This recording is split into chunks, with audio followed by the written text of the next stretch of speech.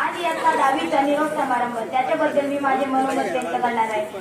2018 साली आम्ही 10वीचे विद्यार्थी या शाळेत आलो. तेव्हा आम्ही 5वीला होतो. आम्हाला काही एवढं कळत नव्हतं, पण तेव्हा आमचे वर्ग शिक्षक होते गायकवाड सर. त्यांनी आम्हाला खूप छान प्रतिसाद दिला. पण म्हणतात ना, जेव्हा सुरुवातीला आपण एखादी नवीन गोष्ट करायला जातो तेव्हा भीती मनात असते. त्याचप्रमाणे आम्हाला सर्व शिक्षकांची भीती वाटत असे. ही भीती 5वी ते 6वी, 6वी ते 7वी अशी कमी कमी होती. 6वीला आम्हाला शिकवण्यासाठी मॅडम होत्या, त्या कुजळ मॅडम. मॅडमने आम्हाला खूप छान प्रतिसाद दिला. जेव्हा आम्ही 6वीत शेवट गेलो तेव्हा कोरोना व्हायरस होता. त्याच्यामुळे आमची परीक्षा झाली नाही आणि आम्ही 7वीला गेल्यानंतर आमचे तास ऑनलाईन होता. ते आता ऑनलाईन म्हणल्यावर गेम खेळायला तर वेळ असतो, त्याच्यात तास अटेंड करायऐवजी गेमच खेळायला तास अटेंड करायला गेल्यावर वेगळाच मेसेज आलो, तिकडंच आपलं लक्ष बांधायचं. त्याच्यामुळे काही लक्ष लागत नव्हतं अभ्यासाला. तेव्हा 7वीला आमचे वर्ग शिक्षक होते गुलवाड सर. त्यांनी सुद्धा आम्हाला ते 2-4 दिवस आम्ही शाळेत आलो तेव्हा छान प्रतिसाद दिला.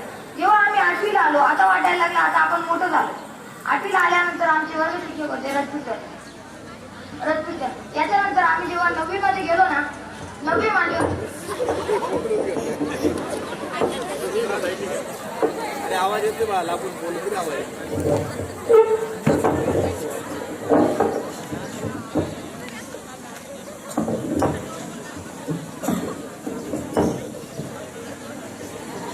आता 9वीला गेलो आमचे वर्ग शिक्षक होते गिरीश सर.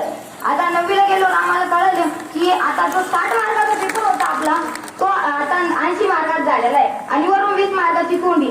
मग आता एक वेगळाच दबाव आला आणि त्याचबरोबर ती परीक्षामध्ये जे आपलं निकालपत्र येतं ना त्याच्यात आता रँक सुद्धा यायला लागली आणि टक्के किती पडले ते सुद्धा यायला लागला. आता प्रथम सत्राचा निकाल लागला. तो प्रथम सत्राचा निकाल घरचे पाहून आपल्यावर लई तापले आणि तापलेलं पाहून मग आपण सुद्धा अभ्यासाला लागलो. तेव्हा कळलं की महत्वाचं आहे आता. तेव्हा आम्हाला सांगणारे होते लाड्या सर म्हणायचे सकाळी 5 वाजता उठा. सकाळी 5 वाजता उठा आणि आम्ही उठत नव्हतो. उठायचं किती 8 वाजता आणि 8ला अभ्यास करून परत शाळेत यायचो आणि काही वेळेस अभ्यासा पूर्ण सुद्धा राहून जायचा. आणि त्याचं वाक्य आपल्या कायम लक्षात राहील की half knowledge is very dangerous knowledge. आता हाफ नॉलेज डेंजरस तो म्हणायचे कळत नाही मला, पण हे अक्षरात घेऊन नाही. आणि जेव्हा आम्ही 10वीला आलो तेव्हा फुलवाड सर आले. म्हणजे ते 10वीला आलो आमचे क्लास टीचर आले. ते कायम हेच म्हणायचे की लय वाईट कंडिशन म्हणजे प्रश्न त्यांचे वेगळेच पुस्तका बाहेरचे आणि वाईट कंडिशन. आणि अचानक त्यांचं महाभारताची प्रश्न सुरू व्हायचे. महाभारत व्हायच्या आधी कोणाला माहिती होतं की आम्ही महाभारत वाचणारच का म्हणजे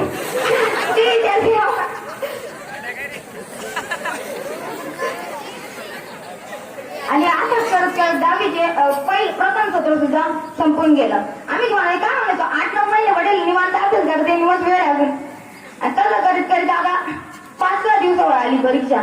त्याच्यामुळे आता मग ते वाक्य आठवत सरांचं की 5 वाजता उठायची सवय लावून घ्या आणि ती आता सवय लावावं लागू राहिली. आता 3 महिन्यापूर्वी मुख्याध्यापक नवीन बदलले आपले कालेवार सर आले. कालेवार सरांचा आता आम्हाला उपदेश होता की रात्री 11ला झोपा आणि सकाळी 4 वाजता उठा.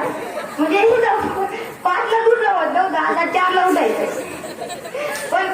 पण आता थोडे दिवस राहिले त्याच्यामुळे ऍडजस्ट करावं लागू राहिलं.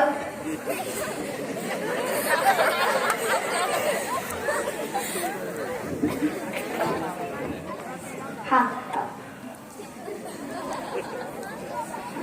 तर आमच्या जे शिक्षकांनी आम्हाला काही जे उपदेश दिले ते मी तुम्हाला थोडक्यात सांगतो. आमचे सर्वांचे आवडते पोटे सर, त्यांचा आम्हाला उपदेश होता की नेहमी मोठं स्वप्न बघा. पायरी कधी दिवस चढत झाला पण मग मोठं स्वप्न बघणं गरजेचं आहे. आले तर आले ना 95% पाण्याचा प्रयत्न तर करा. त्याचबरोबर कालेवार सरांनी सुद्धा आम्हाला 3 महिन्यात खूप चांगला संदेश दिला. जेव्हा ते आले तेव्हा त्याच्यानंतर लगेच जानेवारीमध्ये आमच्या प्रिलिम्स सुरू झाल्या होत्या आणि त्या एक्झाम मध्ये आता थोडंफार अडचण यायची त्यांनी पण समजून सांगितलं की आपलं खानपान तसं असलं पाहिजे. त्याचबरोबर आपण जे आंबट वगैरे पदार्थ आहे ते खाल्ले नाही पाहिजे. आपल्याला काही त्रास नाही झाला पाहिजे पेपरच्या दिवशी, नाही तर पेपर हुकून जाईल असं सांगणारे आपले कालीवाड सर होते. त्याचबरोबर लवाडकर सर जे आम्हाला 5वी पासून ते आमच्या संघ होते. लवाडकर सरांनी आम्हाला माणुसकीचं सुद्धा ज्ञान दिलं आणि समाजात कसं वागायचं याचं संपूर्ण ज्ञान दिलंय. लवाडकर सर ते आम्हाला शिकवायला नव्हते, ते जरी चित्रकला असली तरी म्हणजे उपदेश ते खूप चांगले करायचे. त्याचबरोबर जेव्हा आम्ही 9वीला आलो तेव्हा हिंदी विषयाला आम्हाला मॅडम होत्या धनवटे मॅडम. त्या सुद्धा आम्हाला खूप चांगला उपदेश करायचा की समाज कसा आहे, नवीन नवीन गोष्टी सांगायच्या की काय घटना घडते, आपण समाजात वागलं कसं पाहिजे, आपले विचार कसे असले पाहिजे. आणि त्याचबरोबर पुस्तकाबाहेर खूप जास्त त्या ज्ञान द्यायच्या.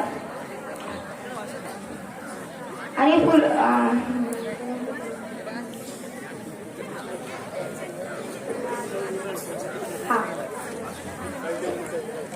आम्हाला इंग्लिशला 9वीला सर होते, 9वीला इंग्लिशला गिरीश सर होते. त्याने आम्हाला सुरुवातीला आल्या असताना ग्रामर टाकलं होतं. ते ग्रामर काही कळलं नव्हतं, पण ते 12 टेन्स आठवती नाही. 12 टेन्स कोण द्यायचे ते एक वही भरून ठेवली होती, ती पण जपून ठेवली आधी जाऊ वेळ विनोद वाचायला. त्याचबरोबर 10वीला आम्हाला रजपूत सर आले इंग्लिश शिकवण्यासाठी. इंग्लिश शिकवताना ते ना मध्येच प्रश्न विचारायचे, म्हणजे आता एक पॅरेग्राफ झाला का लगेच प्रश्न त्या पॅरेग्राफवर, मग त्या पॅरेग्राफ मध्ये उत्तर शोधायचं, मग त्याला सांगायचं आणि त्याच्यानंतर काही महत्वाच्या शब्दांचे अर्थ सांगायचे. आणि काल ते आम्हाला म्हणत होते की कॉपी कशी करायची, परवा सांगत होते आम्हाला.